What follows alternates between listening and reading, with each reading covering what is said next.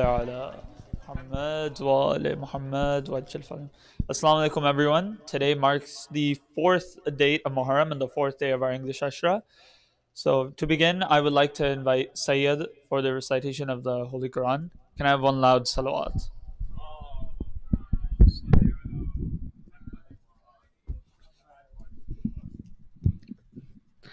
أعوذ بالله من الشيطان الرجيم بسم الله الرحمن الرحيم إنا أنزلناه في ليلة القدر وما أدراك ما ليلة القدر ليلة القدر خير من ألف شهر تنزل الملائكة والروح فيها بإذن ربهم من كل أمر سلام هي حتى ومطلع الفجر صلوات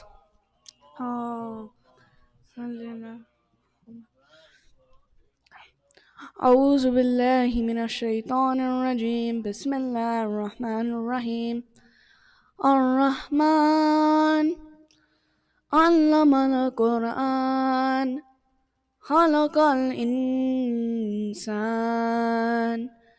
علمه البيان الشمس والقمر بحسبان والنجم والشجر يسجدان والسماء رفعها ووضع الميزان ألا تطغوا في الميزان وأقيموا الوزن بالقسط ولا تكسروا الميزان والأرض وضعها للأنام فيها فاخية والنخل ذات الأكمام والهب ذو العصف والريحان فبأي آلاء ربكما تكذبان خلق الإنسان من صلصال كالفخار خلق الجان من Marij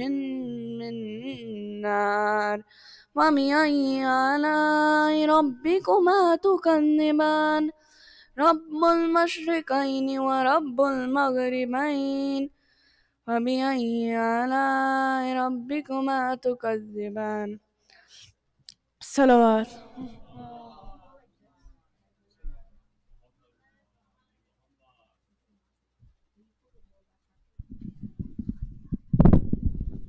Jazakallah. I would like to have a loud salawat as I call up Mehdi for the recitation of Hadith Kisa.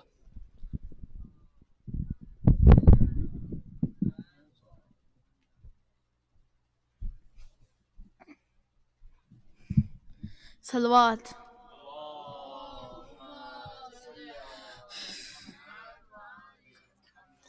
أعوذ بالله من الشيطان الرجيم بسم الله الرحمن الرحيم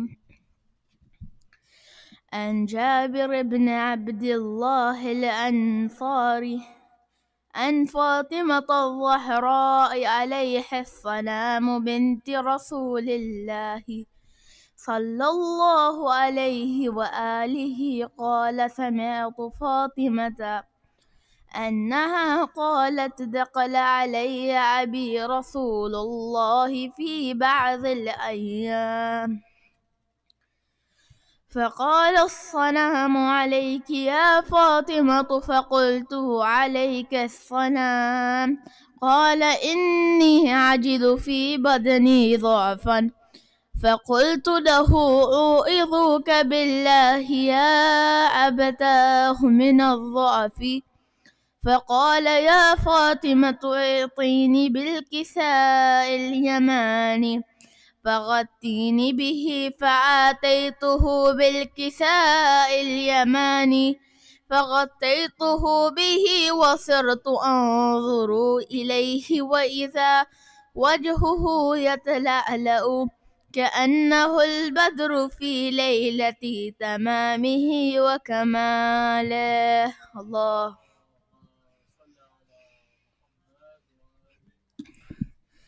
فما كانت إلا صاعقا وإذا بولدي الحسن قد أقبل وقال السلام عليك يا أماه فقلت وعليك السلام يا قرة عيني وثمرة فؤادي فقال يا أماه إني أشم عندك رائحة طيبة كأنها رائحة جدي رسول الله فقلت نعم إن جدك تحت الكساء فأقبل الحسن نحو الكساء وقال السلام عليك يا جداه يا رسول الله أتأذن لي أن أدخل معك تحت الكساء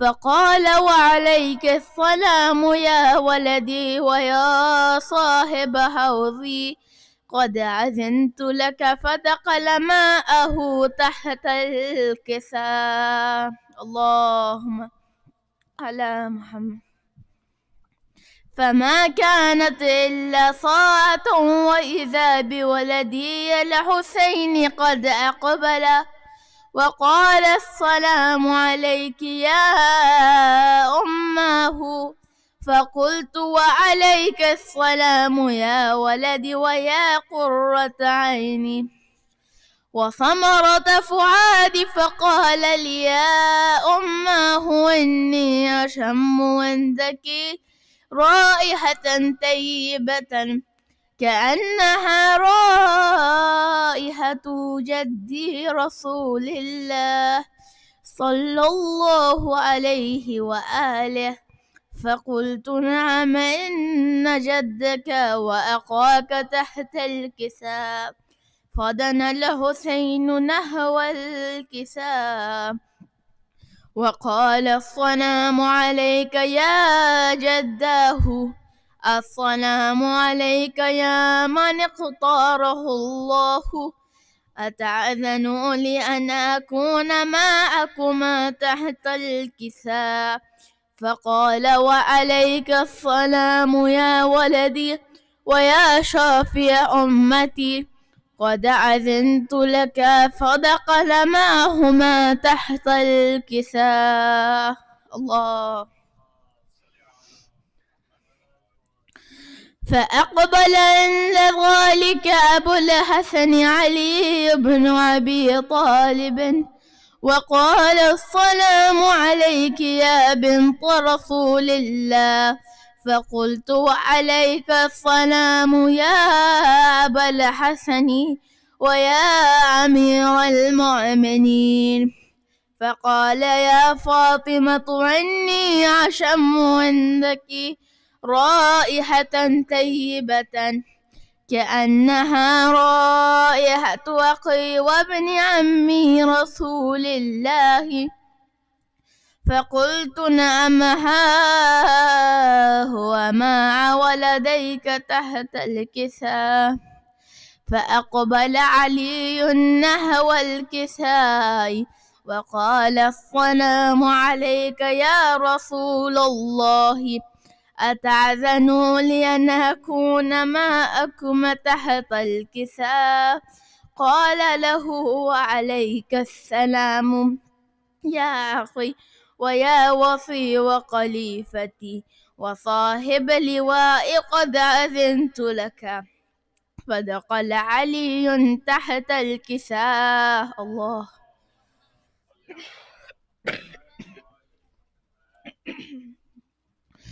ثم أتيت نحو الكساء وقلت السلام عليك يا أبتاه يا رسول الله أتأذن لي أن أكون معكم تحت الكساء قال وعليك السلام يا بنتي ويا بذعتي قد أذنت لك فدخلت تحت الكساء الله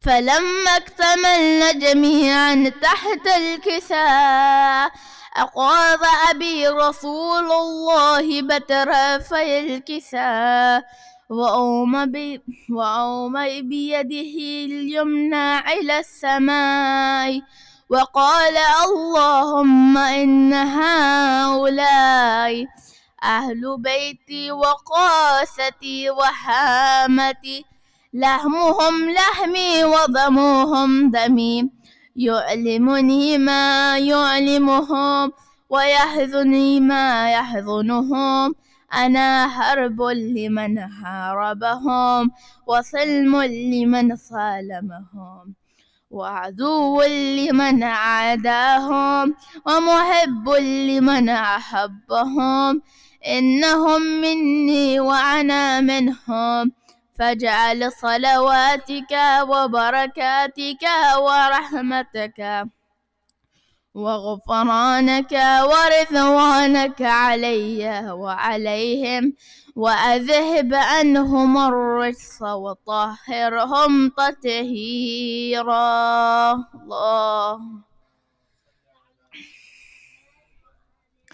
فقال الله عز وجل يا ملائكتي ويا سكان سماواتي إني ما خلقت سماء مبنية ولا أرضا مدهية ولا قمرا منيرا ولا شمسا مضيئة ولا فلكا يدور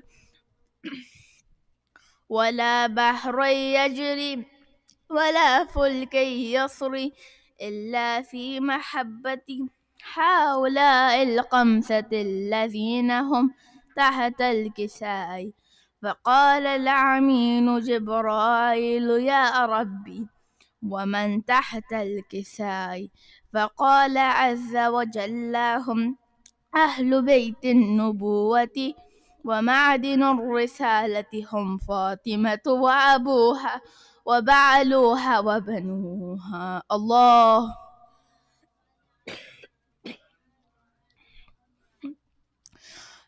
فقال جبرائيل يا رب أتأذن لي أن أحبت إلى الأرض ليكون معهم صادسا؟ فقال الله نعم قد أذنت لك. فحابت العمين جبرائيل وقال السلام عليك يا رسول الله. العلي الأعلى يقرئك السلام ويقصك بالطاهية والإكرام ويقول لك وعظتي وجلالي إني ما خلقت سماء مبنية ولا أرضا مدهية ولا قمرا منيرا ولا شمسا مضيئة ولا فلكا يدور ولا بحر يجري ولا فلك يسري إلا لأجلكم ومحبتكم وقد أذن لي أن أدخل معكم فهل تأذن لي يا رسول الله؟ فقال رسول الله وعليك السلام يا آمن وحي الله إنه نعم قد أذنت لك. فدخل جبرائيل معنا تحت الكساء فقال لأبي إن الله قد أوحى إليكم يقول إنما يريد الله ليذهب عنكم الرجس أهل البيت ويطهركم تطهيرا. الله.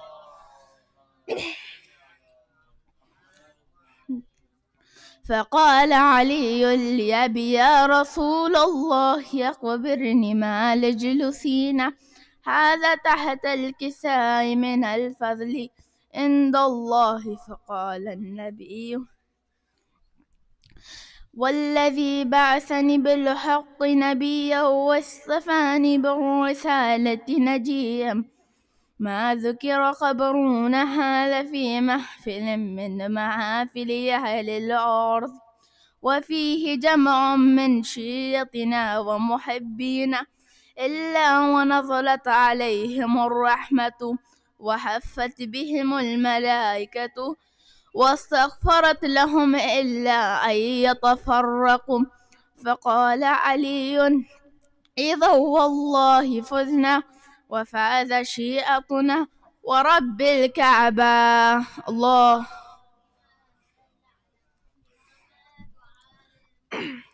فقال النبي ثانيا: يا علي والذي بعثني بالحق نبي واصطفاني بالرسالة نجيا ما ذكر قبرون هذا في محفل من محافل أهل الأرض وفيه جمع من شيعتنا ومحبينا وفيهم مهموم إلا وفرج الله همه ولا مغموم إلا وكشف الله غمه ولا طالب حاجة إلا وقضى الله حاجته.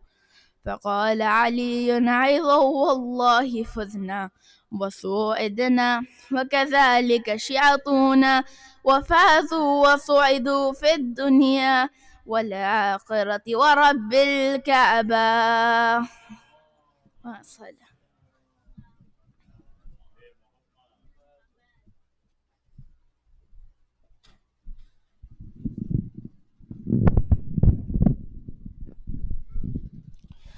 Jazakallah. As I invite Raza for a salam, please recite another loud salawat.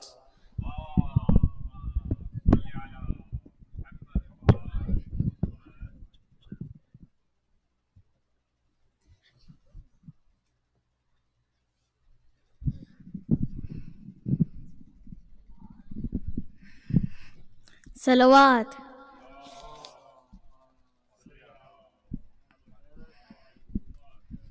ماں میں نیز پہ ہوں، نیز سے اصغر کو نظر آئی جو مادر، دیکھا کھلا سر ہے پریشان ہے مضطر، رونے لگے کہنے لگے تب علی صغر، ماں مجھے اپنے سینے سے لگا لے، ماں مجھے اپنی گودی میں چھپا لے، ماں میں نیزے پہ ہوں، ماں میں نیز پہ ہوں، اماں بہت دن ہوئے چھونے میں نہ سویا، ماں تیری عزت کی قسم پھر بھی نہ رویا، اب تجھ دیکھا تو میرے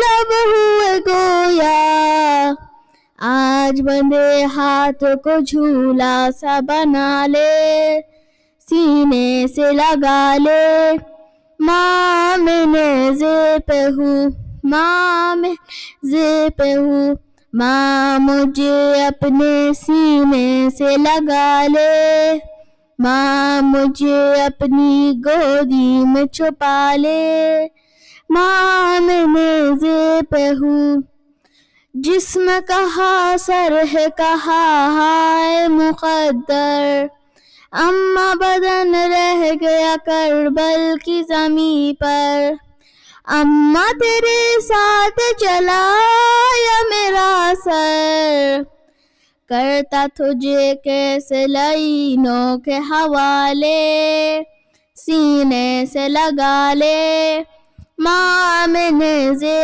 پہ ہوں، گرم ہوا گرم زمین جلتا ہوا تیر، اماں ذرا سوچ میرے خط سے برا تیر، کیسے کہوں حلقہ پہ جس وقت لگا تیر، ہو گئے بے ہوش مجھے دیکھنے والے، سینے سے لگا لے، ماں میں نیزے پہ ہوں، ماں مجھے اپنے سینے سے لگا لے، ماں مجھے اپنی گودی میں چھپا لے، ماں میں نیزے پہ ہوں، کب سے سکینہ نے نہیں مجھ کو کیا پیار، کرب و بلا کوفہ کہا شام کا بازار، ڈرتی ہے کیا خو سے بھرے دیکھ کے رخسار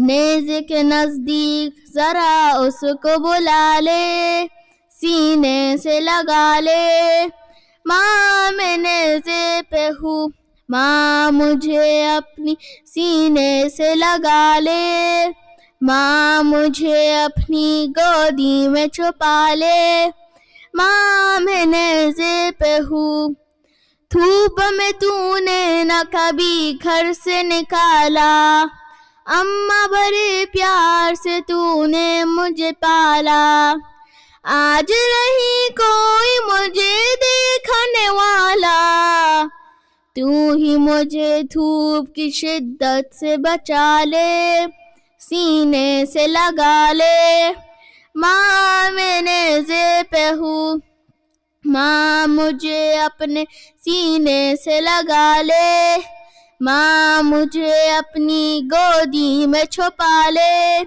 ماں میں نیزے پہ ہوں دیکھ تیرا لخت جگر یوں تو ہے اصغر نیز سواری میں ہے اکبر کے برابر نوک سنا پر ہے ستارہ سا میرا گھر میری شجاعت پہ گلے مجھ کو لگا لے سینے سے لگا لے ماں میں نیزے پہ ہوں ماں مجھے اپنے سینے سے لگا لے ماں مجھے اپنی گودی میں چھپا لے ماں میں نیزے پہ ہوں بابا کا سر بھائی کا سر نوک سنا پر آپ کے سر پر نہیں اماں کوئی چادر کیسے میں برداشت کروں اماں یہ منظر جلتے ہوئے خاک سے منہ اپنا چھپا لے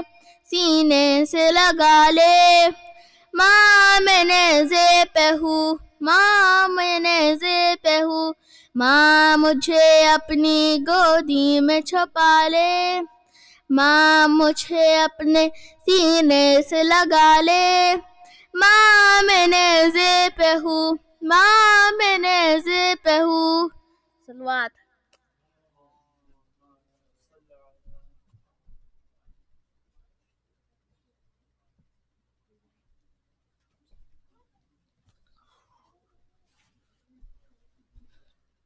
ایک باز بلند تر صلوات اللہم صلی علی محمد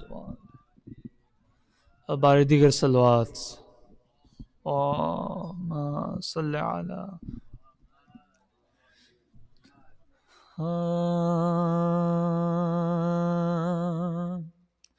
امام جتنے ہیں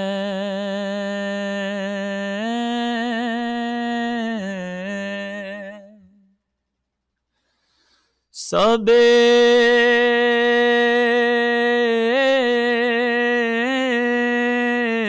ایک نور کا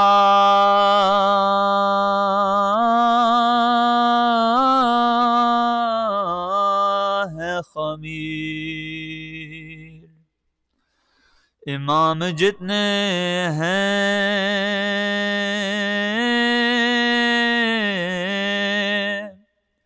سب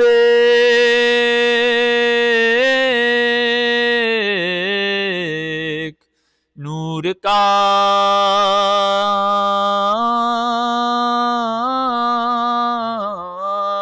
ہے خمیر ہے ان میں سارے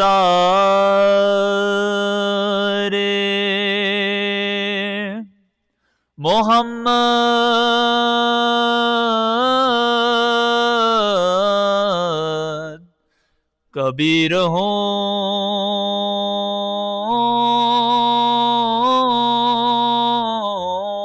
کہ صغیر خیال ہے کہ خیال ہے کہ نظر بندی مصور نے پلک پلٹ پلٹ کے دکھائی ہو ایک ہی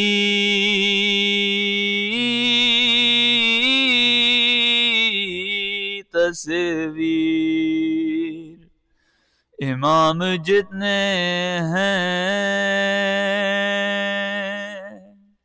ایک باز بلند تر صلوات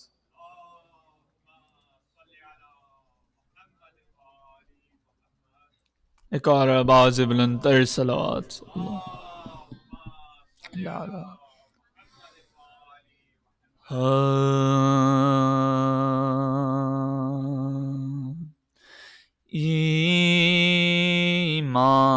ایمان کی تصویر نظر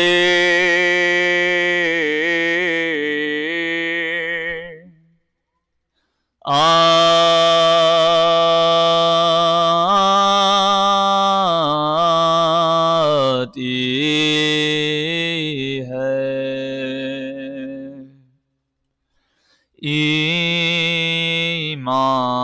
ایمان کی تصویر نظر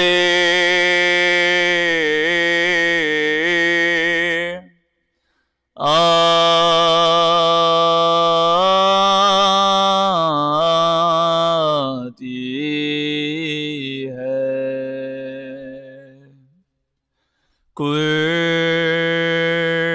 قرآن کی تفسیر نظر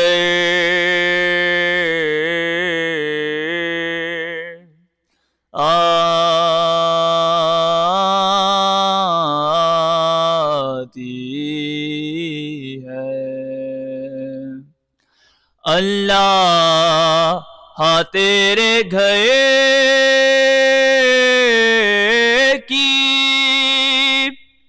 فضائے زہرا تطہیر ہی تطہیر نظر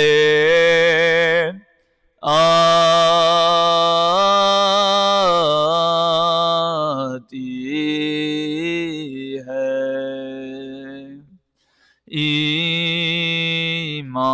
ایمان کی تصویر ایک بہت سے بلند تر صلوات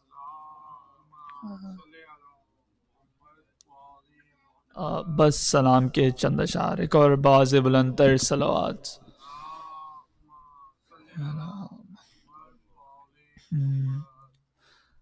اکبر جوان ابھی تیرے مرنے کے دن نہ تھے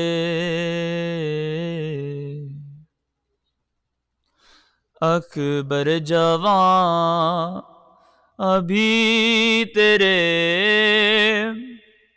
مرنے کے دن نہ تھے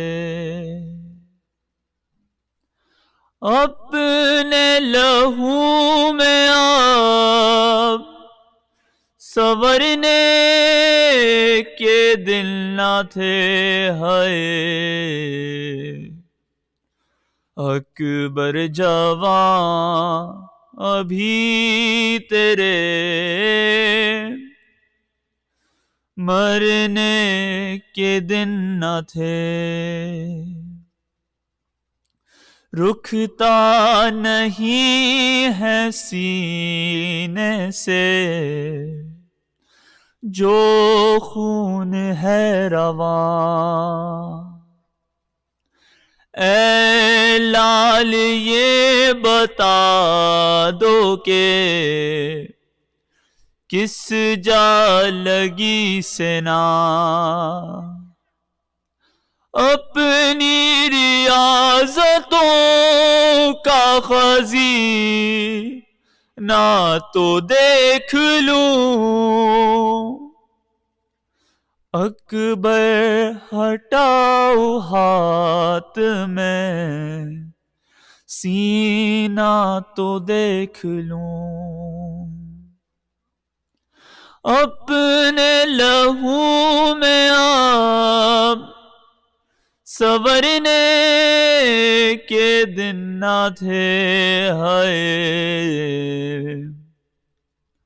اکبر جوان ابھی تیرے مرنے کے دن نہ تھے، تم کیا گرے ہو مقتل میں، اٹھ نہ سکا حسین، تم کو سینہ لگی ہے اور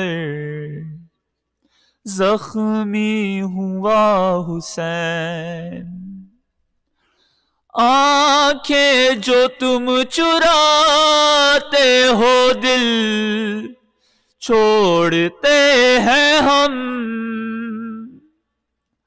تم ہچکیاں جو لیتے ہو دم توڑتے ہیں ہم، اپنے لہو میں آپ سنورنے کے دن نہ تھے، ہائے اکبر جوان ابھی تیرے مرنے کے دن نہ تھے، اکبر جوان ابھی تیرے مرنے کے دن نہ تھے۔ ایک بہت سے بلند تر صلوات۔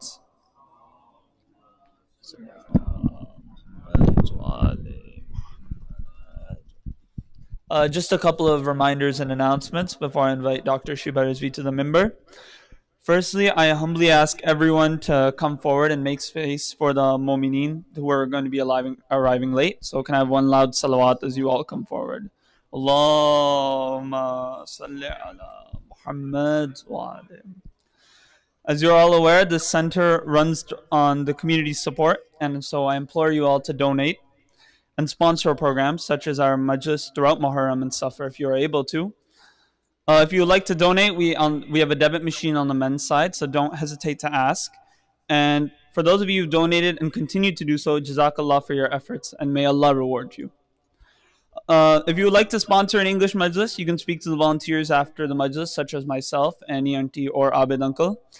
And also, if you would like to recite or be part of the English Majlis, feel free to talk to me, Abid Uncle, or even Annie Auntie for that regards. Concluding announcement, please rise as I request Dr. Sheeba Rizvi to come forward to the minbar. Ba'azib lantar salawat.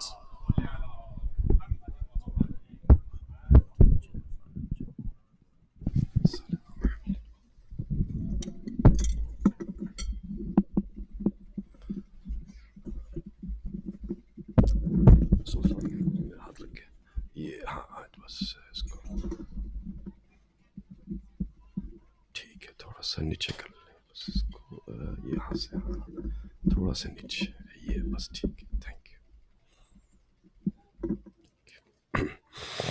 اعوذ باللہ من الشیطان اللعین الرجیم بسم اللہ الرحمن الرحیم الحمد للہ علی ما انعم وله الشکر علی ما الہم والثناء بما قدم من عموم نعمة ابتداها وسبوغ نزداها وتمام منن نولاها ثم الصلاة والسلام على أشرف الأنبياء والمرسلين خير المبشرين والمنذرين شفيع ذنوبنا وطبيب نفوسنا وحبيب قلوبنا سيدنا ومولانا أبي القاسم محمد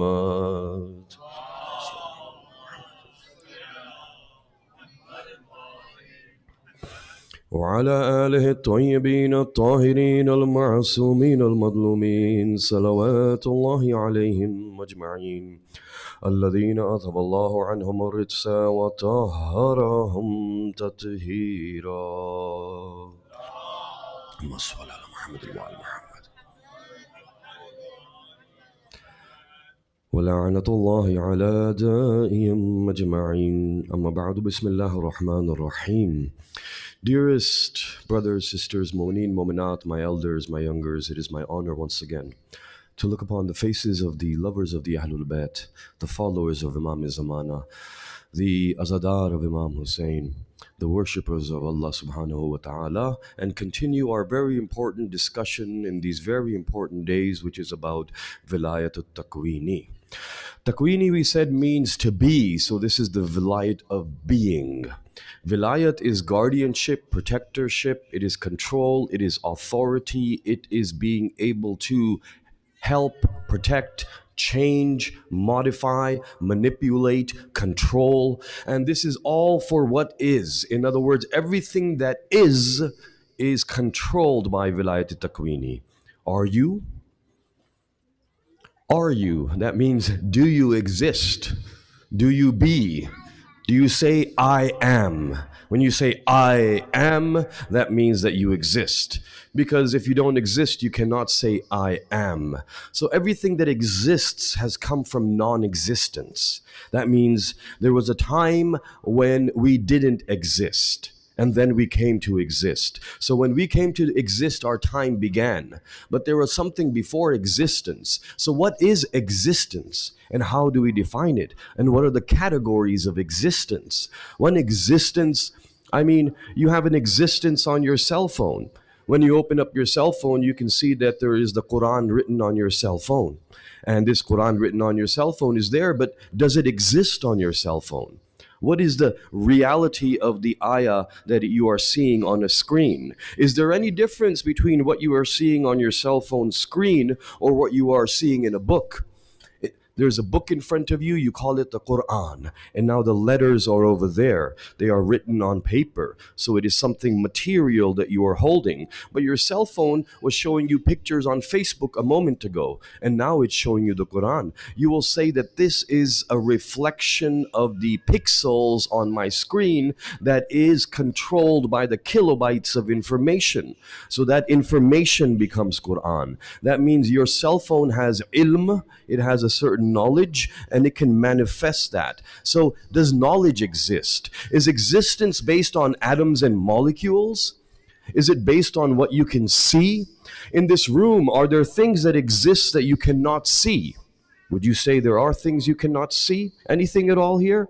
You would say that, you would say that, and you would say yes. When you look at examples of what it is, you might say, well, there's waves in this room that I cannot see. You might say that there's bacteria floating in this room that I cannot see. There's dust particles. So there's many things that are not within your sight. Are there things in this room that you cannot hear, but they are present? Yes, they are present. So that tells you that there is an existence beyond sight and sound. And this existence beyond sight and sound, you cannot touch them. I cannot touch the air. I cannot see the air. If it does not move, I cannot feel the air. But you always say it exists, because if it didn't exist, then how would you be living right now? So this tells you that there is a metaphysical existence. Now, did metaphysical come first or physical? In other words, those things that are before physical, above physical, outside of physical, was that first or this? So is Allah physical or metaphysical? If we say Allah is, what do you think? A or B? Allah is physical, Allah is metaphysical. Can you see Him? Can you hear Him? Can you touch Him? No. If you can't see, hear, and touch Him, He can't be physical. The physical realm is what you can see, hear, and touch. This means that it's possible that He is everywhere, and we know Allah is everywhere, but we don't see Him, hear Him, touch Him. But He is first before physical. That tells you metaphysical is more real than physical. Metaphysical is more powerful than physical. Inside your universe, because inside you is a universe. Would you agree there's a universe inside of you? Do you feel like there is a universe inside of you? There's a universe outside of you. What is the universe inside of you? Amirul Mu'mineen as-salatu was-salamu alayhi. Allahumma salli ala Muhammadin wa ala Muhammad. Says a few lines, and as usual, every line Amirul Mu'mineen says is beautiful, and he says that you should know that for you, O human being, there are two universes. One is the inner universe, one is the outer universe. And this inner universe is greater, and the outer universe is smaller. He called this Kainat al-Akbar, and he called this universe Kainat al-Asghar. He says, within you is the great universe. There is much within you. And then he says that you and your inner universe is like a book in which each word manifests the hidden. इंसान के अंदर वो किताब है, I don't know if it's coming across in English or not, जो गैब, जिस उस किताब का हर लफ्ज़ गैब को ज़हूर देता है. That means that you manifest the hidden that is within you. You know what ghaib is? Ghaib is, I know it's getting heavy, but I had warned you from the beginning that this discussion will not just be at kindergarten level. It will be about high school level. So that's why there might be some things you can ask me later. There might be some things you will ask your parents later. But the purpose was to have it in English, and the purpose was for children to, even if they don't understand completely, to realize that there is so much to learn, so much to understand, that motivates you. When I am a child and I'm sitting in Nishtar Park in Karachi, and Allama Talib Johari alayhi rahma is reciting Majlis in Urdu, and I don't understand 90% of what he's saying, then what I am thinking is that, well, I would like to know what he's saying. So then I ask questions on the way back as we go home. I question after question from my parents, my mamus, my chachas, khalas, and everybody I can find. Ask questions. What did this mean? What did that mean? So that what that does is that brings up our intellectual capacity and our ability to understand. So therefore, within you is what is manifesting that which is hidden. And this means that Allah subhanahu wa ta'ala is not something to be understood, but you can feel Him in your qalb, because your qalb, your heart, is able to manifest the metaphysical. Within your inner universe is physical and metaphysical. That means that within you, you have both. What is physical in your body? What is metaphysical in your body? Physical is your muscles, your bones, your brain, your kidneys, your liver, your stomach, your intestines, your glands, your hair, your teeth, your nails. All of these are physical. What about your nafs? Do you think your nafs is physical? No, you won't see it on x-ray, will you? You won't go to the doctor and they'll say, oh, I notice your nafs is a little bit inflamed today. You have some nafsitis. We have nafs syndrome. No, your nafsul lawama, not seen. Nafsul Amara, not seen. You know who your Nafsul Lawama is? It is a metaphysical voice within you that is always telling you to do good. And Nafsul Amara is the voice within you that is always telling you to do bad. What about your Ruh? You have a Ruh? Ruh is your spirit. Do you think that is physical? No, you're not going to see that on CT. Even if you do MRI, it's not going to show up, nor in any blood test. Metaphysical. Do you see that you are a combination of physical and metaphysical? You are muscles and bones, but you are also nafs, and you are ruh, and you are qalb, and you are aql. Do you think your aql is physical? No, your aql is not physical. Your intellect cannot be seen. We will not see it on any anatomy dissection. You cannot open up a body and say, oh, here's the aql, I found it, the intellect. Let me take it with me and take it home. That's not going to happen. That tells you that you are a combination of physical and metaphysical. Let's take a look at another example of physical and metaphysical. Today, you are sitting here, And as you're sitting here, you are using your muscles to sit here, right? Right now you are sitting, you can move your hands, you can move your head and your eyes. How are you doing this? You will say this is a physical movement. You are doing this physical movement with energy.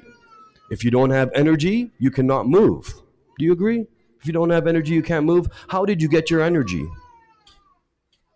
Probably you ate something. You had breakfast, right? Maybe some aloo parathe, some kind of tinde shaljam. You had some energy. You had some roti, or you had some, Western stuff, some pasta and pizza. So when you ate that energy, that food gave you energy. So that means the energy was actually in the food in your plate. And what happens is that energy now is transformed into you. That energy in that food is chemical. That means it's physical. It's not metaphysical. It's chemical. And chemical is carbon, hydrogen, oxygen. This is energy that you can measure in a lab. So it's physical. Now this food has energy. When I eat this food, what happens? That energy goes into my cells. That means the energy goes to the muscles so I can move. Does that make sense? That you eat food for energy and energy is transferred. Have any of you studied chemistry in school? Maybe some ATP. Have you heard of ATP before? Anybody heard of the letters ATP? No? You haven't studied someone? Okay, there we go. Okay, a little bit. But that means that most of you will get to that stage where you'll study biology and you'll study, it's an energy molecule. The food has energy. Let me give you another example. All of you know what a cell phone is. We might not know what ATP is, but we know what a cell phone is, right? There's no human being who doesn't know what a cell phone is. Your cell phone battery is dead. What do? Charge it. When you charge it, why does your phone get charged? Because you're putting electricity in. Where is that energy coming from? It's coming from a power station. The power station of your Ontario is called the Ontario Nuclear Power Plant. It creates energy. It sends energy through wires to all of the outlets in all of the rooms in all of the homes and all of the buildings in all of the cities of Ontario. So now what you have is that electrical socket there that has energy coming into it. Where is it coming from? The power station. When you plug in your charger and you plug that into your phone, now energy is transferred to your phone. Your phone goes back to 100% and now it is fully energized. Do you see how energy moved from the power plant through the wires into your phone? Does that make sense? We don't have to be electrical engineers or physicists for this, but we want to understand a little bit about the transfer of energy. It is moving. In the same way, the energy is always transferred. We don't create energy. We don't create it. We're not capable of creating it. What we do is we transfer it. So how did the nuclear power plant make energy? It made energy through nuclear power. But where did the nuclear energy come from in the nuclear power plant? That's the next question. I know my phone gets it from the socket, which gets it from the wire cable, which gets it from the power plant. Where does the power plant get energy from? Same question here. You have a bun kebab in your hand and you eat that bun kebab. When you eat that bun kebab, you get the energy. It's transferred into you. But that means the energy was first in the bread of the bun kebab. The bread is wheat. So that means the energy was in the plant. Have you seen wheat grow from the ground? Beautiful golden crops that come up. They have energy inside of them. And when that energy is put into a bag of flour, your parents buy it and take it home. We make some roti out of it. And now that energy is in this chapati. But that energy came from the gandum plant, from the wheat plant. The question for me now and for you is, where did the wheat plant get its energy from? Where did the wheat plant get its energy from? Anybody who's studied photosynthesis in middle school knows it came from the sun. The sun gave it energy. The sun is a big nuclear power plant. It is nuclear power. It is hydrogen fusion. It is splitting hydrogen atoms every second and millisecond and shooting out energy through our solar system. In that situation, where did the energy in the sun come from? So the energy in your food came from the wheat plant. The energy in the wheat plant came from the sun. The energy in the sun came from the hydrogen fusion. What does that mean? Have you seen hydrogen? No, probably not. I haven't seen it either. It's very microscopic. But in your books, they draw it like a round circle and they put an H in it. It is basically a proton. Have you heard of the word proton? Yes, proton. Proton is a small particle that makes atom, and this has energy. If you can split it, if you can break it, the energy comes out. And how do you break it? That's what the nuclear power plant does. That's what those dangerous bombs that they made. Have you heard of the nuclear bomb, the hydrogen bomb? Some country bombed Hiroshima and Nagasaki. Have you heard of that too? Yes, that was basically taking atoms and splitting them. So here is an atom. Somehow it has energy inside of it. And this energy, if you split it, the energy is released. So now the question is, where did the energy come from in the hydrogen atom? Because the hydrogen atom is physical and chemical. The energy here was chemical. It came from somewhere we don't know. This is where science stops. Now science doesn't know. We don't know where the energy came from. Did you know that you are made of elements like carbon, hydrogen, oxygen? And do you know where that came from? It came from exploding stars. When stars were made and they exploded, the energy was released, and that energy turned into chemicals, and that became atoms, and that became elements of the universe. So, who put the first energy into the first particle? This is the question. And this is not physical now. This is metaphysical. This means that Allah subhanahu wa ta'ala created the first energy, and the first energy was not hydrogen. It was not proton. It was not chemical. It had to be metaphysical. And that metaphysical energy became physical energy. What is in the metaphysical world, we call the world of qidam in Arabic. And what is in the physical world, we call the world of hudus in Arabic. Qidam, hudus. If you want English spelling, spell it like Qidm, qidam. And hudus like Hudoos, hudus. And now what you have is two different realities, the metaphysical and the physical. If you take that energy, because the question is, what energy was used to make the first particle? Was it Allah? Because if it is Allah, then we're saying that Allah is the energy that became this particle. Then we're saying that everything that is solid is Allah. And that becomes shirk. You see, it can't be Allah. Allah is not something that's going to become physical. That means that Allah is going to create an energy that will become physical. Am I getting too scientific and philosophical? Is it okay? We'll try to lighten it up a bit. But this means that, but you can always ask questions afterwards. But it's important, you know. It's important because when we're talking about Vilayat Takwini, I don't want to just talk about simple stories. I want you to understand what this is. I want you to understand how science has shown to us there is a physical reality, but it fails when it comes to the metaphysical, and they don't have answers, and they don't know what to say. And so now what happens is they try to come up with means. Did you know that it has been known that Amir al-Mu'mineen went from Medina to Khaybar in one step? Do you know that? He went from Medina to Khaybar in one step. He took one step, and the next step, he was in Khaybar. And this is called Tahiyul Arz. Tahiyul Arz means that you are traversing the earth. Do you know what it is said in explanation of how this happened? Because this is what I would think, and this is what your superpower, you know, nowadays everyone's into comic characters, right, and superpowers. It's a superpower generation, right? This generation is preparing for our Imam. The ashab of our Imam will have some amazing powers. And so therefore, you are being mentally prepared for it in a way. I'm not saying that you should pursue and waste time with comic characters. You should probably pursue and use that time to actually gain the powers yourself, not to watch somebody doing it on a television screen.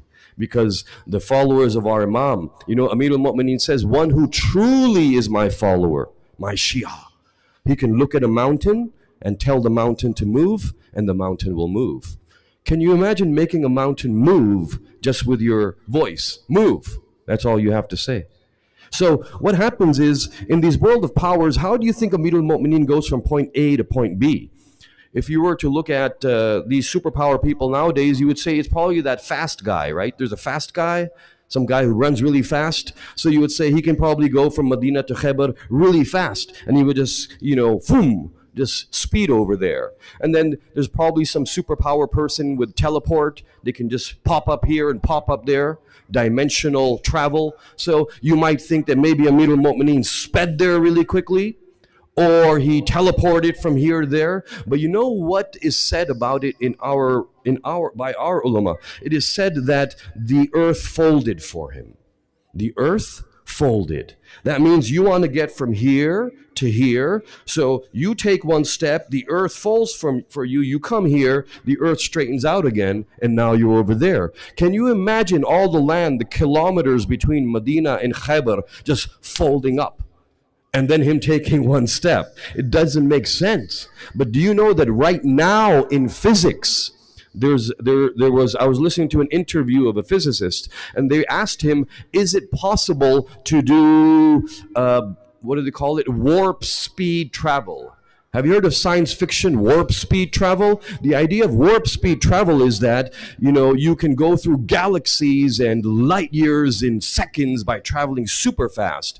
And so they asked that physicist, they said, so is that possible right now? And the physicist said, on paper, it is possible to have warp speed travel, on paper. He said, I can do the calculations to show you that it is absolutely possible, but we need the right fuel and the right material for the ship and the material that it's not going to break at such high speeds. So then the physicist says, but the way it's done is the space will fold. He says dark matter will fold. That means they have physics theories right now and formulas proving that you can fold space and then you can move from one galaxy to another in one instant. And that is what Amir al-Mu'mineen, that is what is happening for him when he's moving from Medina to Khaybar. The earth is folding. Do you see this kind of power? Do you see what kind of control this is? This is control over time and space itself. Because not only do you have to fold the space, but what about all the animals that were in between? Do you think there were not camels in the desert between Medina and Khaybar? Maybe some coyotes, maybe some cactus, maybe some Bedouins, maybe some tents set up, maybe some families living there. What's going to happen to them when you do this? Have you seen the cartoon when something lands on the object and the dog or the cat, their face becomes flat? No, you've never seen a I don't know what they watch nowadays. When we were kids, there were cartoons and something lands on Goofy, some dog, and the dog becomes flat. Are you thinking that, everybody in between Medina and Khaybar will be flattened so Amir al-Mu'mineen can go there and then it will straighten out? This is telling you that not only can he fold the earth, he can fold the earth in a way that no one is harmed in between, no one's actions stop. If they are in salah, they are still in salah. If they are walking, they are still walking. This is mind-boggling power and control. How do we even fathom this? What does this even mean? Do you know that with one finger someone moved the sun? Have you heard that before? No? You have not. Okay, this means that your parents have, but it hasn't been transferred to you. There is a famous incident, and in this incident, Amir al-Mu'mineen as-salatu was-salam alayh is sitting there. Allahumma salli ala Muhammadin wa ali Muhammad. And the holy messenger's holy head is upon the holy lap of Amir al-Mu'mineen, and he is resting. And as he is resting, it is said that wahi is coming to Amir al-Mu'mineen. His face, his forehead would brighten with even, of course, it was always bright, but it would become a little brighter at that time, it is said, when the wahi was coming. Otherwise, the nur from him was such that, it is said that if he was in a dark room, you did not need light because his nur emanated. That was because he was a combination of metaphysical and physical as well, but much more than us, much more metaphysical than us, much more nur. And so what happens is, as the wahi is coming, Amir al-Mu'mineen notices that it's time for prayer. And as he notices it's time for prayer, Amir al-Mu'mineen does not disturb the Holy Messenger and he prays. And when he finishes his prayer, he prays while sitting. He does not move. And then at that point, what happens is the Holy Messenger opens up his eyes and says, "Oh Ali, I noticed that the sun is about to go down. Did you do your prayer?" He says, "Yes, I already did." He says, can you turn the sun back now? It is said that Amir al-Mu'mineen points his hand at the sun, and as he points his hand, the sun starts to go back from setting towards midday, and as it comes back to midday, then he has reversed it. And then Amir al-Mu'mineen prays 2 rak'ah namaz after that. The Holy Messenger told him to do it, so he did it. But later on, many years later, perhaps, or months later, Hazrat Salman al-Muhammadi asks Amir al-Mu'mineen and says, you know, that day when you moved the sun, why did you pray after? Because I thought that you had prayed while you were sitting down. If you had already prayed, if you pray Zohar, you don't pray Zohar again. If you pray Asr, you don't pray Asr again. If you have prayed while you were sitting down, why are you praying again? And he says that when Hazrat Ibrahim alayhi salam, Amir al-Mu'mineen says, when he was arguing with, or when he was debating with Nimrud about Allah, then Nimrud says to Ibrahim, he says that, first Hazrat Ibrahim says to Nimrud, you know what Nimrud is? The bad guy, the villain of Hazrat Ibrahim's time, the Pharaoh, right? Nimrod, he's called in English. So Hazrat Ibrahim says, oh Nimrud, my Lord is the one who can give life to death and death to life. So Nimrud looks at Hazrat Ibrahim, Prophet Ibrahim, and says that so can I. And he says, look, this one is supposed to live, I'll have him killed. And he has him killed. And he says, this one was supposed to die because I had sentenced him to death. I will not let him die. I have forgiven him. He says, I can also change life to death and death to life. Then Hazrat Ibrahim looks at him and says, okay, but my Lord can cause the sun to rise from the east and set in the west. If you are my Lord, then make it go in the opposite way. And then Nimrud doesn't know what to say because he can't move the sun. He can only get people killed. So Nimrud stays quiet. He loses the debate. And at that time, Amir al-Mu'mineen says to Salman that because Ibrahim had said that, and in the Quran is the verse that says this, people who read the Quran would think that Ali has moved the sun in reverse, so therefore he must be the Lord of Ibrahim, because he caused the sun to move backward. That was the challenge that Ibrahim gave to Nimrud, move the sun back. Ali fulfills this challenge. Ibrahim says, it is my Lord that can do this. But now it is Ali that is doing this. And Ali does not want them to think that, oh, I am the Lord of Ibrahim. So he says, oh Salman, that is why I did sajda shukr and 2 rakat namaz, to show the world that I, Ali, worship Allah. And He is the true Lord. He is the Lord of Ali. Ya Ali. He is the Lord of Ibrahim. Now, when you think about this for a moment, this is Vilayat Takwini, the sun. But you're not just doing that. Because when you move the sun back, do you know that your sun right now is moving at a speed of over 100,000 kilometers per hour? Over 100,000 kilometers per hour, your sun is moving. And your sun is moving like this. And as it's moving like this, it's circling around your galaxy. It completes a circle of your galaxy every 5 million years. Every 5 million years. In the center of your galaxy. Do you know the name of your galaxy? Milky Way? Very good. That's what they called it. We will ask Mawla what the real name is. But they called it Milky Way. That's fine for now. That's fine for now. At Zuhur, that's one question. Mawla, tell me the real name of our solar system. Tell me the real name of the Milky Way. Tell me the real name of this star. Tell me the real name of our sun. Tell me the real name of our moon. And as the sun is orbiting, the sun is spiraling, the planets are like a tail behind the sun. You know how in diagram it looks like they're all on the same level? They're not all on the same level. Your sun is speeding through and the stars are following behind it. It's like they're doing tawaf. And as they are doing it, so your sun is doing tawaf of the center of the Milky Way, your planets are doing tawaf of the sun, and the moon is doing tawaf of the planets, and each planet has many moons, and some planets have some moons, and our planet has one moon. Now, everything is moving in sync. That means as the sun moves, the planets move. As the planets move, the moons move. And as your solar system moves, there's another solar system coming behind. And as that one moves, there's another solar system coming behind. And you have in your galaxy over 1 million of these solar systems. And each solar system is in correspondence with the other. It's all in a line. Have you been to Karbala and Arbaeen?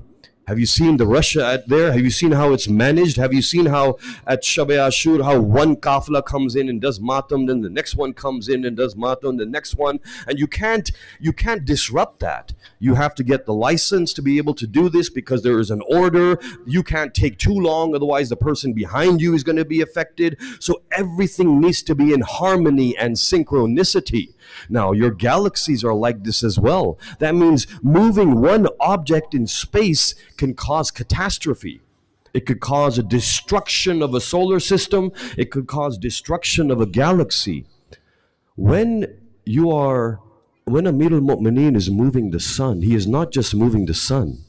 Because when the sun moves back, the earth moves back. When the earth moves back, the moon moves back. When the moon moves back, every other planet is moving back. When every other planet is moving back, every other solar system is moving back. When every other solar system is moving back, the whole galaxy is going in reverse. When the whole galaxy is going in reverse, 1 million, now we've discovered about 1 trillion galaxies in our known universe. 1 trillion galaxies with every particle is affected.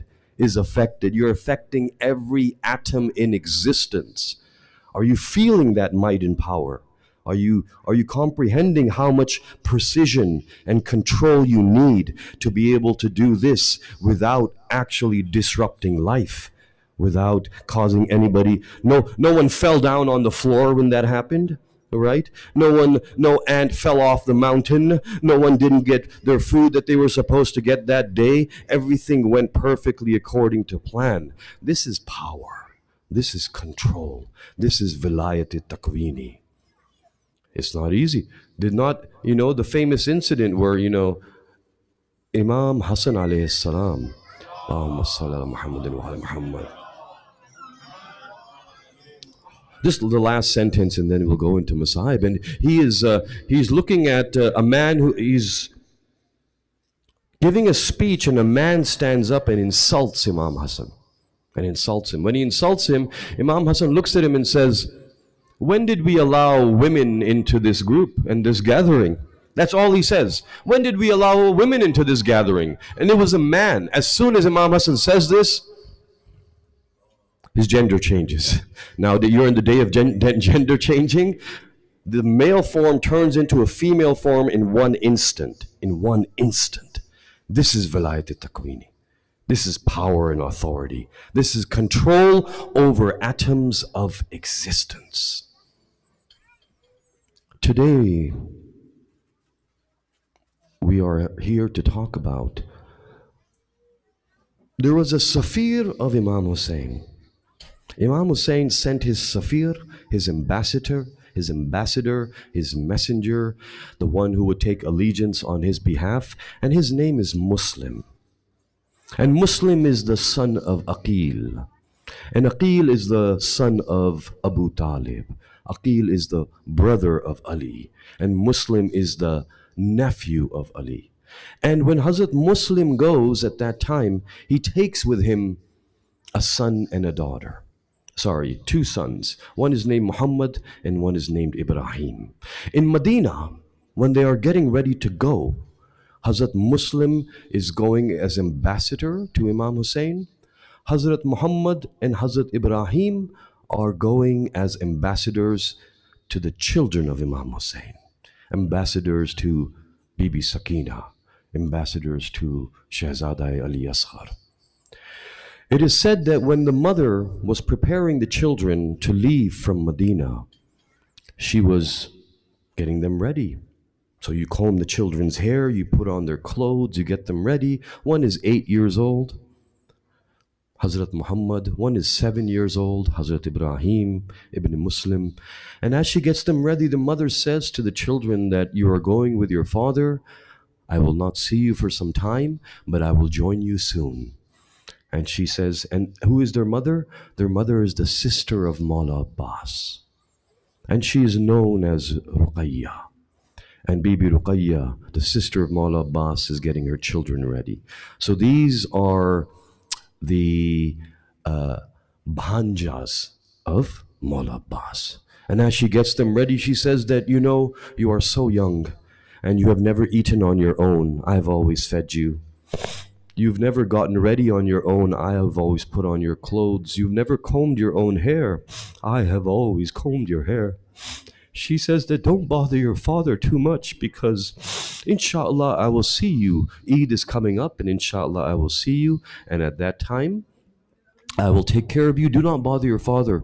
He will be very busy. And they say, no, Mama, we will not bother our father. I know how busy they will be. And it is said that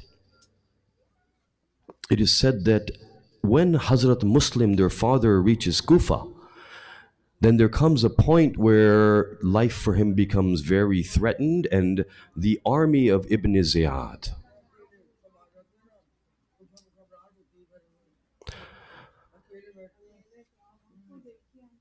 there's a lot of voices. It's kind of I'm not able to speak. अगर थोड़ी सी आवाज़ कम कर लेंगे, मसाइब जो है वो मुझे भी सुनाई देंगे फिर.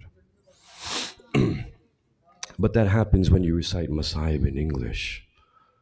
And so then what happens is we see that Hazrat Muslim, everybody paid allegiance to him. Everybody did. And the sons were safe and protected. But when Ibn Ziyad and his evil army took over Kufa, they started to kill all the supporters of Hazrat Muslim. His two children were not safe anymore. They went into hiding. Hazrat Muslim put them into hiding, and there was somebody who supported them, and his name was Muhammad ibn Kathir. And they put him first. The children were hid in Hazrat Hani's house. But Hazrat Hani was captured by Ibn Ziyad and he was martyred. Then the two children were shifted to Muhammad ibn Kathir's house. But he was also captured and he was martyred. Then they were shifted to a neighbor's house, the neighbor of Muhammad ibn Kathir. At that time, it looked like soon the soldiers were going to raid that house as well to find the two children of Hazrat Muslim. And it is said that at that time, one of the people, they took the two children and took them outside and they said that, go, we will try and get you out of the city. And when they went out of the city, they said there is a caravan up ahead. And this caravan that is up ahead is going to go to Medina. So you two should run and catch that caravan. It will take you to Medina. If you stay in Kufa, Ibn Ziyad's soldiers will capture you and they will try to murder you. So it is said that 8-year-old Muhammad and 7-year-old Ibrahim, they ran after the caravan, but the caravan was going too fast. They were not able to catch up to it. They got tired. They sat down. And as they came out of breath, it started to become dark. And as it became dark, they went to hide under the tree. And as they hid under the tree, the younger brother said to the older brother that, what will we do now? He said, we will have to wait until sunrise. They were hiding there, but the evil army of Ibn Ziyad was looking for the children inside and outside the city. Their father had already been killed and the children did not know. Hazrat Muslim had been martyred and his head had already been hung on the gate of Kufa, but the children had not seen it. And it is said that as one group of army, one battalion passed by the tree where they were hiding, someone heard them. And they captured them. And then they took them to the jail. And they put them in the jail. It is said they stayed in the jail for a few days. We do not really know exactly how long for. But what happened was they stayed in the jail. And then at one point, there was a jailman named Mashkur. And Mashkur was kinder than the other jailmen. He did not shout at them. He did not beat them. He only gave them food and water and always left them alone. The younger brother said to the older brother that, look, this jailman Mashkur is coming and he seems to be a nice person. Maybe we can ask him and maybe he will tell us where our father is. because we have not seen our father in many days. It is said that Mashkur comes, and when Mashkur comes, the older brother, he stands up and he says, I will ask him. He looks at Mashkur and says salam to him, and Mashkur says, wa alaikum salam. He says, do you know who Muhammad is? And he says, of course, that is my prophet. My life be sacrificed for him. He says, do you know who Ali is? And he says, of course I know Ali. I am a great lover of him. He is my imam. He says, do you know Aqil? He says, yes, I know Aqil. He says, do you know Aqil has a son whose name is Muslim? He says, yes, but why are you asking me these things? They say, we are the sons of Muslim ibn Aqil. It is said that Mashkur at that time, he hugs them and says, I am so sorry. I did not know that you were his children. I will get you out of here. Mashkur says that I saw in a dream the Holy Prophet last night, and he said to me, oh Mashkur, you are to be martyred soon. And because you are to be martyred soon, I did not understand, but now I understand why. If I can try and get you out of jail, Ibn Ziyad will kill me. He said, come. And he gets them out of jail, and he gets them out of the city. He gives them his ring and says, take this ring. He says, I have to stay to keep the guards away from you, but you go. If I could come with you, I would. But take my ring, and there is a village just 1 kilometer north of here, and there my brother is the governor, and if you give him this ring, he will protect you. It is said the two children started to go, but then they got scared and they went and hid in a tree, and they waited till morning. It is said that when morning came, a woman came to the river to take water, and when she looked in the river, she saw two beautiful faces in the reflection of the river, and when she looked up into the tree, she saw two young beautiful princes hiding on a branch, and she said, why are you up there? Come here. They said that we will not come to you because wherever we go, we get taken into the prison and then we are beaten. And she says, no, nothing like that will happen. Who are you? And she says, you must be the children of Muslim. My mistress is a mu'min, and she will take care of you. It is said that woman convinces them and takes them to that home.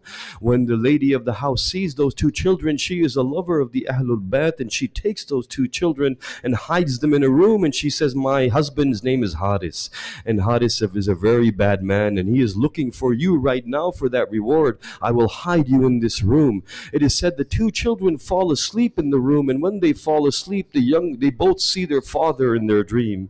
And when they see their father has been wounded, and their father is bleeding, and their father is holding his arms out, and their father is saying, my sons, come to me, I am waiting for you. Then suddenly the young one, Ibrahim, wakes up and he says, Baba, very loud. And when he says it, Haris, the Mal'oon, is in the house, and he hears that cry.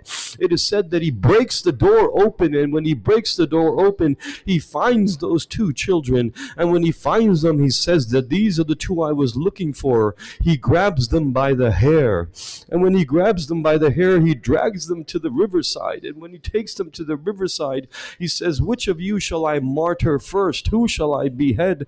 And the younger brother comes in front of the sword and says, me first. My father has said that a younger brother is like the son and the older brother is like the father. Do not martyr my older brother in front of me. And then the older brother comes forward and says, no, because I am like the father, do not martyr the son before the father. It is said that Mal'oon puts both of them one on top of each other, and it is said that then he beheads them, and he takes the heads into the courts of Ibn Ziyad, and those two bodies he throws them into the river. When the elder brother's body is thrown into the river, it is said it waits for the younger brother's body, and then embracing in each other's arms as they go down the river, it is said there is a lady who is Bibi Zahra, and she is crying for the sons of Muslim and saying, come into my embrace. فَسَيَعْلَمُ الَّذِينَ ظَلَمُوا أَيَّ مُنْقَلَبٍ يَنْقَلِبُونَ لَا لَعْنَةُ اللَّهِ عَلَى الْقَوْمِ الظَّالِمِينَ. ماتم حسين.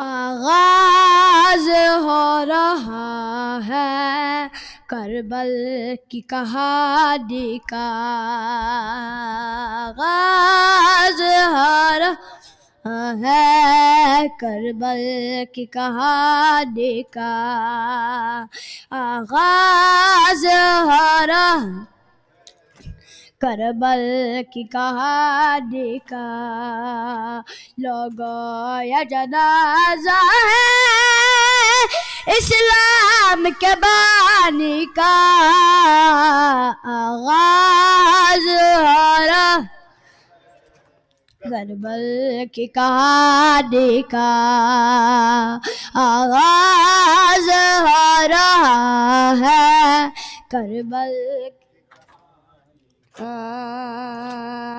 زینب نے کہا بابا کربل میں چلانا، زینب نے کہا بابا کربل میں چلانا، منظر میں دکھاؤں گی اکبر کی جوانی کا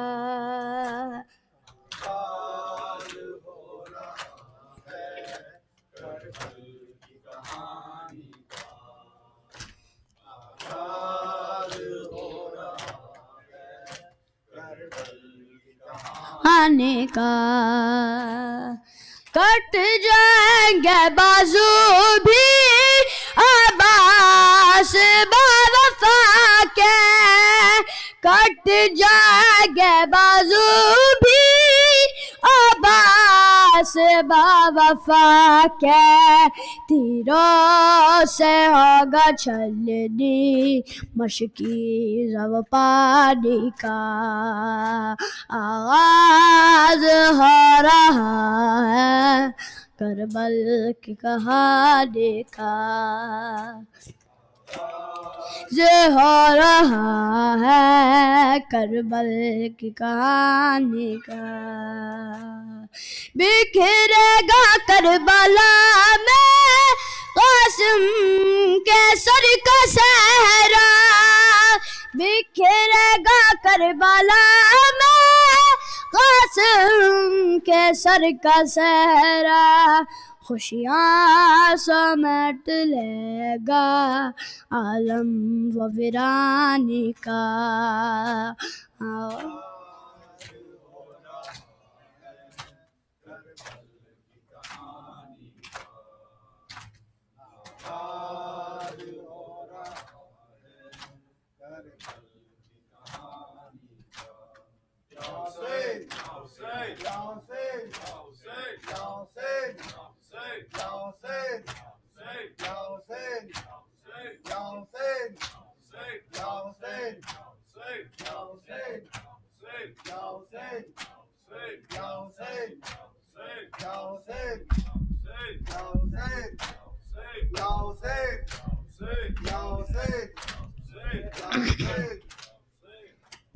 میرا نانا نبی، میری ماں سیدہ، میرا بابا علی، میرا بھائی حسن، ہم ہی ہیں پنجتن، میری کیا ہے خطا، میری کیا ہے خطا، میری کیا ہے خطا، میری کیا ہے خطا، مجھ پہ کیوں بند کرتے ہو پانی، کیا نبی کا نواسا نہیں ہوں، مجھ پہ کیوں بند کرتے ہو پانی، کیا محمد کا پیارا نہیں ہوں، کیا میں زہرا کا جایا نہیں ہوں، کیا میں زہرا کا جایا نہیں ہوں، کیا میں زہرا کا جایا نہیں ہوں، کیا نبی کا نواسا نہیں ہوں، میرا نانا نے کلمہ سکھایا اور قرآن تم کو سنایا، میرے نانا نے کلمہ سکھایا اور قرآن تم کو سنایا، کیا میں نانا کا سایہ نہیں ہوں، کیا میں نانا کا سایہ نہیں ہوں؟ کیا میں نانا کا سایہ نہیں ہوں؟ کیا نبی کا نواسا نہیں ہوں؟ مجھ پہ کیوں بند کرتے ہو پانی؟ کیا محمد کا پیارا نہیں ہوں؟ مجھ کے کیوں بند کرتے ہو پانی؟ کیا محمد کا پیارا نہیں ہوں؟ وہ مدینہ جہاں میرے گھر ہے اور مسجد میں اس گھر کا در ہے، وہ مدینہ جہاں میرا گھر ہے اور مسجد میں اس گھر کا در ہے۔ کیا میں اس گھر میں کھیلا نہیں ہوں؟ کیا میں اس گھر میں کھیلا نہیں ہوں؟ کیا میں اس گھر میں کھیلا نہیں ہوں؟ کیا نبی کا نواسا نہیں ہوں؟ مجھ پہ کیوں بند کرتے ہو پانی؟ کیا محمد کا پیارا نہیں ہوں؟ مجھ پہ کیوں بند کرتے ہو پانی؟ کیا نہیں؟ چکیاں پیس کر ماں نے پالا، مجھ کو نانا نے جھولا جھولایا۔ چکیاں پیس کر میں نے پالا، مجھ کو نانا نے جھولا جھولایا۔ اپنا بچپن میں بھولا نہیں ہوں، اپنا بچپن میں بھولا نہیں ہوں، اپنا بچپن میں بھولا نہیں ہوں۔ کیا نبی کا نواسا نہیں ہوں؟ مجھ پہ کیوں بند کرتے ہو پانی؟ کیا محمد کا پیارا نہیں ہوں؟ مجھ پہ کیوں بند کرتے ہو پانی؟ کیا محمد کا پیارا نہیں ہوں؟ یا حسین، یا حسین، یا حسین، یا حسین، یا حسین، یا حسین، یا حسین، یا حسین۔